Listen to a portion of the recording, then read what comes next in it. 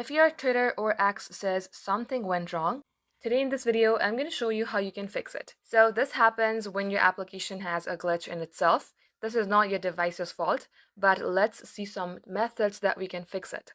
First thing first, let's go ahead and clear the application's cache. Head over to your Settings app, scroll all the way below and tap on Apps.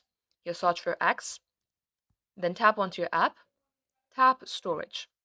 Go ahead, clear the cache, and if you remember your X credentials like your username and your password, you can also tap on Clear Data, but this will delete all of your application's data. Go ahead, tap Delete or Not according to your preferences. Come back onto App Info page, tap on Force Stop, and then OK.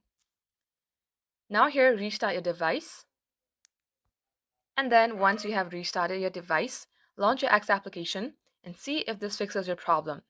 If it's still not working, then the only way you can fix your problem is by uninstalling your X application.